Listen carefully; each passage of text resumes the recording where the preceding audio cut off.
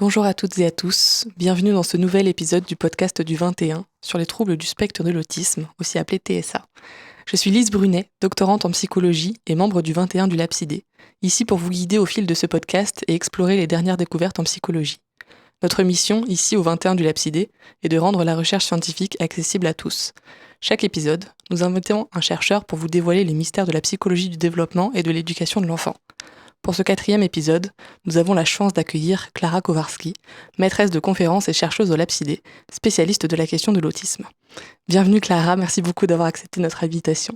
Est-ce que tu peux te présenter à nos auditeurs ? Oui, alors je suis maîtresse des conférences en psychologie du développement, docteur en neurosciences cognitives, et j'enseigne à l'INSPE de Paris, qui est l'Institut national supérieur du professorat de l'éducation. Donc j'enseigne aux enseignants et aux enseignantes, et je suis chercheur au LAPSIDE. Alors avant tout, est-ce que tu pourrais nous expliquer ce qu'est l'autisme ? Tout à fait. Alors c'est une question complexe. L'autisme est un trouble du neurodéveloppement, ce qui veut dire que c'est un trouble qui concerne le développement du cerveau, et donc le développement du cerveau de manière précoce. C'est-à-dire que c'est un trouble qui démarre dès l'enfance, voire même avant la naissance, qui concerne à peu près 1% de la population, et qui est très hétérogène. Il est caractérisé par beaucoup de symptômes et comportements différents. Mais malgré cette hétérogénéité qu'on retrouve chez la population autiste, la communauté scientifique s'est accordée sur 2 groupes de symptômes, ce qu'on appelle une dyade de symptômes, depuis à peu près une dizaine d'années. Le premier groupe de symptômes qui concerne les symptômes plutôt sociaux, donc les difficultés dans le contexte social et émotionnel et celui des interactions sociales. Et un deuxième groupe de symptômes qui concerne plutôt les comportements non sociaux comme les comportements restreints et répétitifs, dans lequel on retrouve aussi l'intolérance au changement, c'est-à-dire la difficulté de s'adapter aux changements de la vie quotidienne et aussi aux changements sensoriels soudains par exemple, mais aussi les troubles sensoriels entre autres et les intérêts restreints, donc des intérêts très poussés pour certains sujets, certaines activités de la vie quotidienne. Alors, est-ce qu'il y a une expression à privilégier pour parler de l'autisme ? Alors c'est une question encore une fois complexe parce qu'il y a des études récentes qui montrent qu'il y a des différences entre différentes langues et différentes cultures sur la préférence de comment les personnes autistes ou les autistes souhaitent être appelés. En effet, par exemple en français, on voit qu'il y a une certaine préférence pour l'appellation personne autiste, donc de se définir vraiment comme autiste et pas une personne avec autisme. Et donc ça, c'est quelque chose de très important parce qu'en revanche, on trouve dans d'autres langues d'autres préférences. Or, même si on a des différences sur la manière dont on veut être appelé, ce qui est important et ce que j'essaie de suggérer aussi aux étudiants et aux étudiantes à qui j'enseigne, c'est de faire attention à ce que la personne souhaite. Donc même si on a une certaine préférence en français pour une certaine appellation, c'est pas toutes les personnes qui vont préférer d'être appelées, par exemple, autiste ou personne avec autisme ou personne sur le spectre autistique. Donc il y a toute cette palette très large d'appellations. Donc le mieux, c'est de demander aux personnes concernées qu'est-ce qu'elles préfèrent, comment elles souhaitent être appelées. Et si on ne peut pas le faire directement avec les personnes, par exemple dans le cas d'enfants qui n'ont pas de langage verbal, on peut le faire avec la famille, avec les parents notamment, et demander, et essayer de comprendre est-ce qu'il y a une préférence. Ce qu'on fait aussi très souvent en tant que chercheur par exemple, c'est de varier un tout petit peu la manière d'appeler les personnes concernées de telle manière à essayer de blesser le moins possible ou en tout cas d'être explicite et de dire en effet qu'on fait attention à cette question de comment on appelle l'autisme. On essaie en tout cas d'être à l'écoute et de rester flexible le plus possible dans les questions de langage. D'accord, merci beaucoup pour ces précisions. Alors tu as reçu le prix Jeune chercheur de la Fondation Plagniol en 2018 pour tes travaux sur les anomalies sensorielles dans l'autisme. Est-ce que tu pourrais nous expliquer davantage ce que sont ces anomalies sensorielles, ces troubles sensoriels ? En effet, depuis le DSM-5, donc depuis la dernière définition de l'autisme selon le manuel statistique des troubles psychiques, les troubles sensoriels ont pris une place très importante dans le diagnostic, c'est-à-dire qu'ils ont été reconnus comme un symptôme à part entière qui contribue à la description de l'autisme. Donc pendant ma thèse, avec mes collègues du laboratoire iBrain et de l'équipe psychiatrie neurofonctionnelle, nous nous sommes intéressés au poids des troubles sensoriels et de manière plus générale des atypies sensorielles dans l'autisme. l'autisme. Donc on a mené plusieurs études avec des techniques différentes qui avaient le but, en effet, de démontrer que l'autisme n'est pas dû à des difficultés seulement dans le domaine spécifiquement social et notamment celui de la perception du visage et des émotions, mais qu'il y a des atypies sensorielles et des traitements de l'information sensorielle plus générales qui contribuent aussi aux difficultés et aux atypies des traitements. Donc on a mené des études en électroencéphalogramme, en eye tracking, en magnétoencéphalographie pour montrer en effet la part purement sensorielle et perceptive dans l'autisme. Et en effet, ces troubles sensoriels, d'un point de vue diagnostique et clinique, ils sont identifiés sous 3 catégories de manière principale. L'une, c'est l'hyposensorialité, c'est-à-dire une sensorialité moins importante pour certains stimuli de l'environnement. Une hypersensorialité, qui est donc le contraire, donc une réponse plus importante accrue à la suite de certains stimuli, mais aussi la recherche sensorielle. Et ces 3 aspects sensoriels, ils sont tous les 3 présents chez la grande majorité des personnes autistes, des manières très différentes, avec des modalités sensorielles différentes, parfois dans l'audition, parfois dans la vision, dans le goût, l'olfaction, etc. Le toucher aussi, et notamment dans la recherche sensorielle, c'est quelque chose qu'on peut observer chez les jeunes enfants, le fait de par exemple chercher une autostimulation visuelle, donc on retrouve chez des jeunes enfants la tendance à allumer de façon répétée les lumières, à mettre les mains devant les yeux en jouant avec, et donc c'est des comportements qui sont très souvent présents, avec des expressions très différentes, mais qui s'apparentent de ce groupe de symptômes plutôt sensoriels. Alors du coup, est-ce qu'il y a un ou plusieurs types d'autisme? On parle notamment du trouble du spectre de l'autisme. Qu'est-ce que ça veut dire concrètement? Est-ce qu'il y a plusieurs types d'autisme? Donc depuis la dernière version du DSM, on parle de spectre de l'autisme. Donc on a cette notion de continuité dans la manifestation de l'autisme et des autismes différents. Et donc on considère en effet qu'il y a plein de formes différentes d'autisme. Donc on a perdu depuis 2013 toutes les différentes appellations d'autisme comme syndrome d'Asperger, autisme de Kanner et les autres étiquettes. Et on a maintenant un seul unique diagnostic, mais qui identifie des formes d'autisme extrêmement différentes au sein de ce spectre. Donc en effet, on dit qu'il y a plusieurs formes d'autisme qui sont très différentes au sein de cette population. Alors pour qu'on comprenne un petit peu mieux, est-ce que tu pourrais peut-être nous donner des exemples de 2 personnes qui seraient sur le spectre de l'autisme, mais à 2 endroits très différents, par exemple quelqu'un au tout début du spectre, quelqu'un à l'opposé? On a en effet des exemples d'autisme qui sont un peu aux extrêmes de ce spectre. Et d'ailleurs, cette image un peu des extrêmes du spectre, elle est aussi très véhiculée par les médias, par le cinéma, par la littérature. Donc on pense notamment à des enfants qui ne sont pas verbaux, qui ont des grandes difficultés, notamment beaucoup de comorbidités, des formes d'autisme accompagnées de déficiences intellectuelles, de TDAH et même voire de maladies neurologiques comme l'épilepsie. Et donc qui ont un cadre clinique extrêmement complexe avec des grandes difficultés qui vont avoir aussi un impact évidemment aussi sur l'inclusion dans le contexte scolaire. De l'autre côté du spectre, on retrouve des profils dans lesquels notamment il y a un développement du langage qui est plutôt typique, avec des difficultés qui vont se manifester un peu plus tardivement. Et donc c'est souvent des formes d'autisme qui sont diagnostiquées quelques années plus tard, lorsque on voit que l'enfant a des difficultés à développer des amitiés et que les difficultés arrivent dans la période plutôt scolaire, voire même à l'adolescence et dans certains cas à l'âge adulte avec des diagnostics très tardifs. Donc c'est des formes qu'on dit plus légères, qui ne sont pas accompagnées de déficiences intellectuelles, dans lesquelles les enfants, les adolescents et les adultes ont certaines formes d'adaptabilité qui leur permet de mener un certain nombre d'activités malgré les difficultés.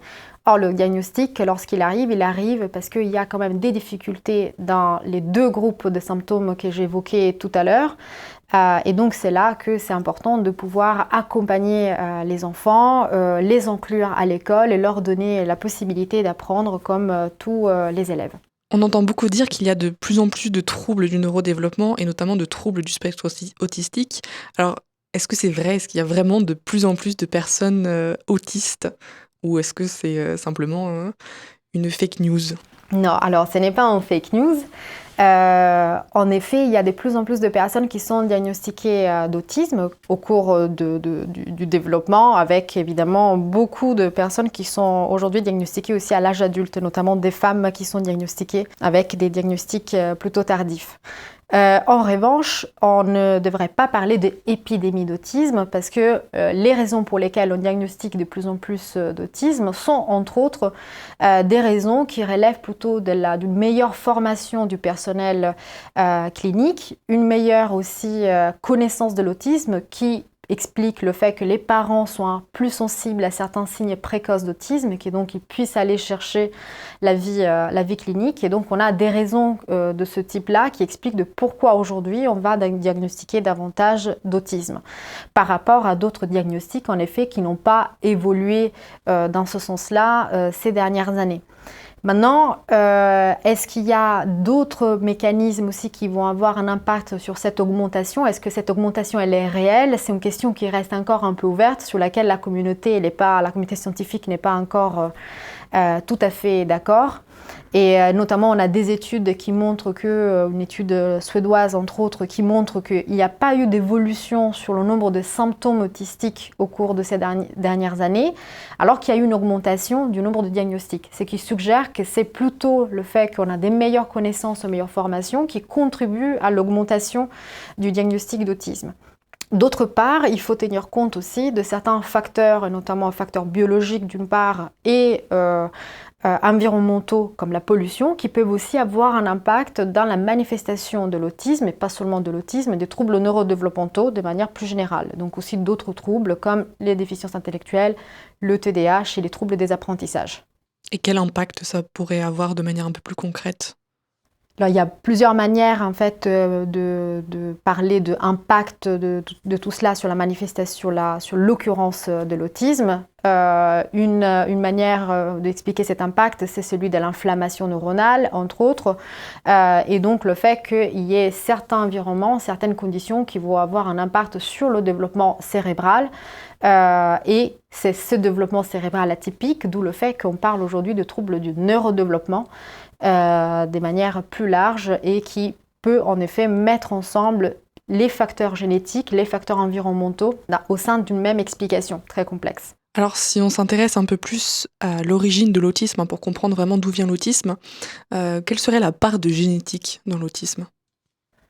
Alors la part de génétique aujourd'hui, elle est considérée comme très importante et prépondérante, ce qui a aussi permis de petit à petit de sortir de certaines explications de l'autisme, surtout celles qui culpabilisaient le rôle de la mère dans le développement de l'enfant et dans la présence donc de l'autisme. Il y a un nombre très important d'études en génétique, dont plusieurs études qui sont menées en France par de nombreuses équipes, notamment à Pasteur avec Thomas Bougeron, à Tours avec Frédéric Lemonnier, qui vont montrer qu'il y a plusieurs gènes, plus qu'une centaine de gènes qui sont impliqués dans l'autisme et qu'il y a aussi plusieurs manières de parler d'influence génétique dans l'autisme, c'est-à-dire qu'on a un pourcentage entre 10 et 20% des personnes autistes pour lesquelles on a ce qu'on appelle des formes ex novo, c'est-à-dire non héréditaires d'autisme. En revanche, la plupart des personnes autistes n'ont pas ces formes ex novo, non héréditaires et nouvelles, mais ils ont des formes plutôt héréditaires d'autisme, comme le montrent plusieurs études en génétique dans lesquelles on va comparer des jumeaux monozygotes à des jumeaux hétérozygotes. Ce type d'étude très complexe permet en effet de mettre en évidence le poids de la génétique dans la manifestation des symptômes autistiques et de l'autisme. Alors juste pour éclaircir un tout petit peu, parce que je suis pas sûre que tous nos éditeurs sachent ce que sont les jumeaux monozygotes et... Oui, les jumeaux monozygotes, c'est les jumeaux qui sont identiques et qui partagent le 100% du patrimoine génétique ensemble, alors que des jumeaux hétérozygotes, c'est comme des frères et des sœurs qui vont partager 50% du patrimoine génétique. Et quand on compare des jumeaux hétérozygotes à des jumeaux monozygotes, on va pouvoir comparer en effet là où le poids génétique est le plus important. Et donc on va s'attendre que si on émet l'hypothèse d'une forme génétique importante, on va s'attendre à plus d'autisme chez des jumeaux monozygotes, donc qui partagent 100% du patrimoine génétique, et moins d'autisme dans des fratries qui sont des jumeaux hétérozygotes. Et est-ce qu'il y a autre chose que la génétique qui peut expliquer d'où vient l'autisme ?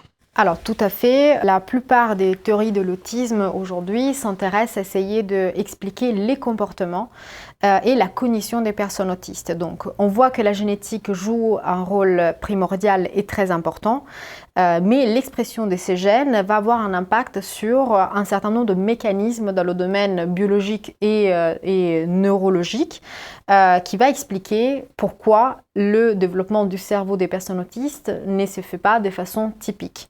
Et donc ces atypies au niveau biologique vont, elles, avoir un impact sur la perception notamment, sur le domaine social, sur le traitement des émotions et sur les comportements. Aujourd'hui, dans l'autisme, on retrouve une palette très vaste de théories qui peuvent être très générales et qui vont essayer d'expliquer de manière très globale pourquoi les personnes autistes ne perçoivent pas le monde comme des personnes qui ne sont pas autistes, avec des théories plus spécifiques qui vont donner des pistes de réflexion, des explications sur les difficultés dans le domaine plutôt social, émotionnel de l'autisme. Comme ça a été proposé il y a plusieurs années par Baron Cohen, avec sa théorie du mind blindness, qu'on peut traduire en français comme cécité de l'esprit, donc une appellation qui aujourd'hui est un peu ingrate, mais qui à l'époque essayait d'expliquer pourquoi des enfants avec autisme avaient des difficultés dans le domaine de la théorie d'esprit, c'est-à-dire pourquoi ils avaient des difficultés à attribuer aux autres des croyances, des capacités, des idées, etc., etc. Donc aujourd'hui, il y a plusieurs théories dans le domaine perceptif qui vont essayer de manière un peu plus globale de donner des explications sur pourquoi les personnes autistes perçoivent le monde de manière différente, que ce soit dans le domaine social mais aussi non social. Et dans ce sens-là, on a des théories comme celle de Laurent Moutron au Canada, à Montréal, qui propose un modèle qui s'appelle celui du surfonctionnement perceptif, qui part de l'observation de plusieurs études qui mettent en évidence un surfonctionnement perceptif, donc des capacités accrues dans le domaine perceptif, dans plusieurs domaines, visuel, auditif par exemple, qui seraient présents chez des enfants autistes. Cela pourrait être mis en lien aussi avec certains symptômes comme celui de l'attention aux détails qu'on retrouve très souvent chez ces enfants. Ces dernières années, même s'il y a eu des tentatives d'unification de ces modèles explicatifs de l'autisme, toutes ces théories continuent un peu d'exister et elles sont toutes un peu considérées par les chercheurs et chercheuses de l'autisme. Et donc on n'a pas une seule théorie, un seul modèle d'autisme, mais il y a vraiment plusieurs théories qui continuent de coexister. Et donc il faudra faire encore beaucoup de recherches pour pouvoir peaufiner cette explication de l'autisme. Alors tu nous as dit tout à l'heure qu'en plus de tes recherches, tu enseignes également aux enseignants spécialisés de l'éducation nationale. Alors quels sont tes conseils et les connaissances importantes que tu leur transmets et qui pourraient également aider les parents, j'imagine ? Donc il y a des conseils qui sont plutôt d'ordre général et qui ne concernent pas seulement l'autisme, mais qui concernent plus généralement les troubles du neurodéveloppement, mais aussi les difficultés dans le domaine des apprentissages. Le premier conseil très général, c'est celui de la formation, c'est-à-dire c'est très important de continuer à se former, même si on a le sentiment de connaître ce qu'on nous dit. Pourquoi c'est important ? Parce que en France et aussi ailleurs dans le monde, il y a encore beaucoup de méconnaissance de l'autisme et aussi des fausses informations qui circulent sur l'autisme et les troubles neurodéveloppementaux. Donc je trouve que c'est important, même si on pense bien connaître l'autisme, de avoir les bons arguments scientifiques et rigoureux pour pouvoir aussi accompagner les parents, pour pouvoir informer ses collègues et l'entourage, notamment dans le domaine scolaire. La formation permet aussi de prendre en compte les recherches dans la pratique de tous les jours et de faire évoluer ses connaissances, mais aussi les gestes professionnels qu'on fait dans le domaine scolaire. Le travail avec les parents, il est absolument primordial, c'est-à-dire que comme on a évoqué cette notion de spectre de l'autisme et donc le fait que chaque enfant a ses propres particularités, il est très important de pouvoir individualiser ce qu'on propose aux élèves. Pour individualiser, il est donc important de parler avec les parents, avec la famille, avec les personnes qui entourent l'enfant au quotidien et donc de connaître vraiment le plus d'aspects possibles de l'enfant pour pouvoir donner des pistes et pour pouvoir aider les enfants à progresser et apprendre. Évidemment, il est important important de tenir compte des particularités, des difficultés, notamment des besoins éducatifs particuliers quand on parle de contexte scolaire. Mais comme on a cité il y a quelques instants la théorie du surfonctionnement perceptif, il est aussi important de prendre en compte les points de force dans le domaine perceptif, mais aussi dans le domaine de la vie de tous les jours des enfants pour pouvoir les accompagner. C'est-à-dire qu'il faut considérer d'une part les difficultés, mais aussi les compétences qui sont déjà présentes, voire qui sont même plus importantes chez ces enfants comparées à d'autres enfants. Le dernier point d'ordre un peu général, c'est le fait de mesurer le plus possible l'impact des pratiques qu'on met en place. C'est-à-dire que même lorsqu'on met en place des pratiques fondées sur les données probantes et sur la recherche, c'est important de pouvoir les mesurer pour pouvoir démontrer est-ce que les enfants sont en train de progresser à l'école, dans le domaine scolaire, mais aussi dans le domaine social. Donc, une fois qu'on a dit tout ça, il y a aussi des conseils qu'on peut donner aux enseignants, aux enseignantes qui sont d'ordre un peu plus spécifique. C'est-à-dire que quand on rencontre un enfant qui est autiste pour la première fois, ou en tout cas quand on n'a pas encore suffisamment d'éléments via les parents ou via l'entourage, on peut tout de suite mettre en place certains automatismes qu'après on pourra changer, modifier en fonction de l'élève et de ses spécificités. Un premier conseil, c'est celui d'éviter le plus possible les imprévus et les surprises, parce que on sait que les personnes autistes ont des difficultés à tolérer le changement et donc les imprévus soudains et les changements de l'environnement. Donc c'est très important d'essayer d'anticiper le plus possible ce qu'on fait avec les enfants, de manière explicite. Donc ça peut se faire de manière très simple en expliquant à l'enfant les activités qu'il va faire au cours de la journée, en essayant d'expliquer quelles sont les différentes étapes dans sa journée et dans sa semaine. Un autre conseil assez spécifique, c'est le soin de l'environnement. On a vu que dans l'autisme, on retrouve plusieurs troubles sensoriels. Et donc, une manière de prendre en compte ces troubles sensoriels et ces atypies sensorielles de manière plus générale serait d'avoir un environnement le plus épuré possible, de tenir compte de ces atypies chez les enfants. Donc, essayer de veiller à que l'environnement il soit le plus épuré possible, que l'enfant il soit mis à l'écart de certaines distractions, d'autant plus si un TDAH, donc un trouble de l'attention avec ou sans hyperactivité qui est associée. Et donc ça permet en effet de déjà tenir compte de cette sensorialité dans les espaces qu'on offre aux enfants dans le domaine scolaire, mais aussi à la maison. Ensuite, un autre conseil un peu spécifique qu'on peut donner lorsqu'on aborde la question de l'autisme à l'école, c'est le fait de ne pas croire que si un enfant nous ne regarde pas dans les yeux, il n'est pas en train de nous écouter, ou qu'il ne comprend pas forcément ce qu'on est en train de dire. Donc on sait que le fait d'avoir des difficultés à regarder la région des yeux, quelque chose qu'on retrouve très fréquemment chez les enfants autistes, mais ça ne veut pas forcément dire que si on n'est pas regardé dans les yeux, on n'est pas forcément écouté. Ça c'est très important lorsqu'on communique avec ces enfants aussi, de respecter leur manière de communiquer. Un dernier conseil qu'on donne très souvent dans le contexte scolaire et clinique, c'est le fait d'utiliser des pictogrammes, notamment pour les enfants qui ont le plus de difficultés dans le domaine langagier. En fait, l'utilisation des pictogrammes permet de faciliter la communication grâce à l'appui visuel d'images simples, qui permet donc de faire des demandes très simples, mais aussi de comprendre des consignes, des tâches et de faciliter l'apprentissage chez les enfants autistes. Et est-ce que tu donnes des conseils aux enseignants par rapport aux autres enfants qui entourent l'enfant autiste, puisque une des grandes difficultés dans l'autisme, c'est les relations sociales.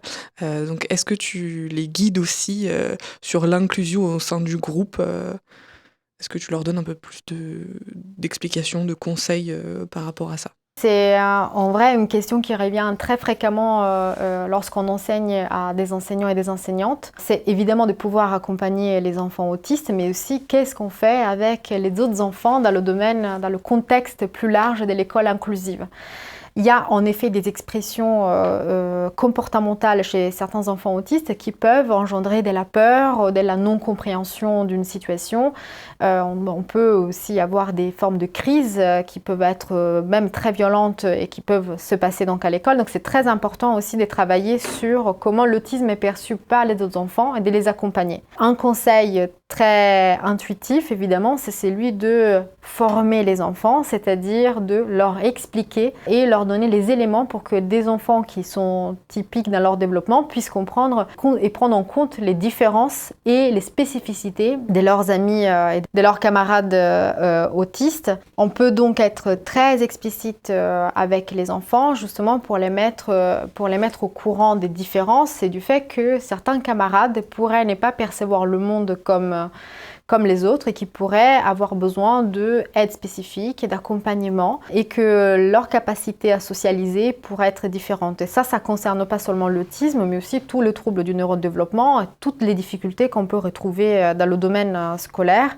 et du développement de manière générale, qu'elles soient présentes toute la vie ou qu'elles soient simplement passagères. L'autre chose qui est importante aussi pour faciliter l'inclusion des enfants autistes à l'école, c'est pas seulement celle de guider les autres enfants. C'est important d'informer et de former tous les parents d'enfants qui ont des formes d'autisme ou d'enfants qui n'ont pas d'autisme et qui ont un développement typique sur les différentes expressions du développement de l'enfant, ce qui peut avoir en effet un impact aussi sur comment tout cela est perçu par tous les élèves et toute la classe. D'accord, merci beaucoup Clara pour tous tes conseils. Est-ce que tu pourrais nous parler un peu plus des travaux que tu mènes actuellement? Est-ce que tu continues à travailler sur l'autisme? Est-ce que tu as diversifié tes sujets de recherche? Sur quoi tu travailles actuellement? Alors, je continue de travailler sur l'autisme, notamment j'ai plusieurs collaborations avec des collègues à Paris, à Grenoble et dans d'autres villes.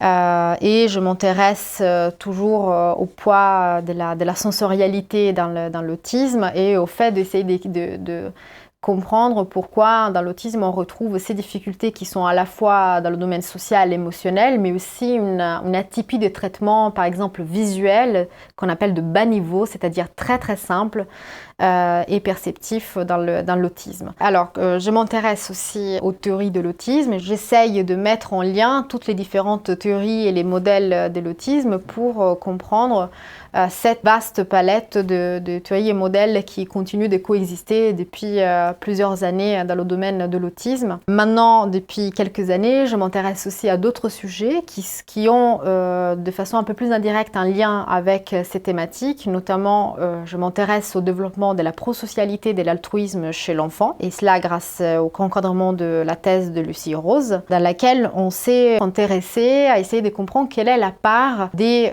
certaines compétences comme l'attention ou l'inhibition dans les comportements prosociaux. C'est une manière aussi d'essayer de mettre en lien les compétences plutôt perceptives ou plutôt des fonctions exécutives avec les compétences plutôt sociales, comme celle de la prosocialité, c'est-à-dire des comportements qui font qu'on va aider, qu'on va réconforter, qu'on va partager nos ressources avec les autres. Et j'en profite pour dire à nos auditeurs d'aller écouter le podcast qu'on a réalisé avec Lucie Rose justement et qui nous explique un peu plus ce que sont ces comportements prosociaux. Alors Clara, est-ce qu'il y a un moyen pour nos auditeurs et nos auditrices de se tenir informés de tes recherches sur l'autisme? Alors je suis présente sur le site du LabCD sur lequel tous les chercheurs et chercheuses mettent à jour les recherches publiées. Donc toutes les publications scientifiques sont mises à disposition. J'enseigne aussi à l'INSPE, donc c'est aussi par le biais de la formation qu'on peut suivre un peu l'évolution de ce que je fais, de ce que j'essaye à mettre à disposition des enseignants et des enseignantes. Maintenant, je pense que le sujet est tellement complexe et riche et que chaque chercheur et chercheuse apporte son attention sur des points spécifiques que c'est très important de prendre en compte les plusieurs points de vue et aussi de s'intéresser à des chercheurs plus spécifiquement en fonction des thématiques qui nous intéressent.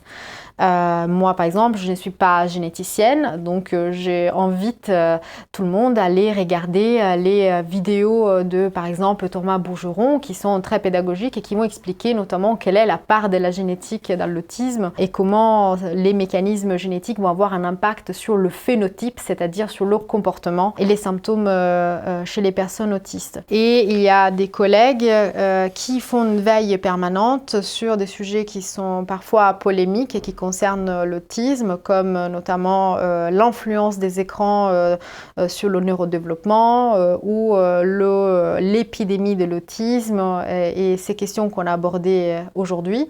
Et entre autres le blog de Franck Ramu qui propose très fréquemment des réponses très pédagogiques, très brèves à ces questions importantes qui permettent à des enseignants, des enseignantes, à des parents de pouvoir répondre, d'avoir des arguments rigoureux pour aborder ces questions liées à l'autisme. Est-ce que tu aurais d'autres ressources pour les parents ou enseignants qui voudraient en apprendre davantage sur l'autisme ? Il y a beaucoup de ressources, de plus en plus de ressources qui concernent l'autisme, avec un nombre très important qui a été publié dans différentes modalités ces dernières années. Et je pense que ces différentes modalités peuvent répondre aux besoins de tout le monde, c'est-à-dire qu'on retrouve beaucoup de vidéos, même sur YouTube, de conférences de chercheurs et chercheuses en français, ce qui permet aussi évidemment de toucher à tout le monde et pas seulement à la communauté scientifique. On a des ouvrages écrits avec des articles ou aussi des livres un peu de vulgarisation, notamment le texte sur l'autisme au féminin de ma collègue Adeline Lacroix, qui travaille sur cette thématique, qui vient d'être publiée, mais aussi des sites internet comme le site de l'INSERM qui propose des courts articles très pédagogiques et très clairs sur différents sujets en lien avec l'autisme, avec les troubles du neurodéveloppement et de manière générale avec plusieurs sujets qui concernent le domaine clinique et qui permettent d'avoir une compréhension claire, scientifique sur plein de questions différentes. Alors, on arrive à la fin de cet épisode du podcast du 21. Merci beaucoup Clara d'avoir accepté notre invitation pour partager cette discussion passionnante autour de l'autisme. Merci à tous nos auditeurs d'être restés avec nous jusqu'à la fin. Si vous avez apprécié ce voyage scientifique avec nous, n'hésitez pas à vous abonner sur Spotify, mais aussi sur LinkedIn, Facebook, X et YouTube pour rester informés des dernières découvertes en psychologie. On vous souhaite à tous et à toutes un très bel été et on se retrouve le 21 septembre pour un nouveau podcast.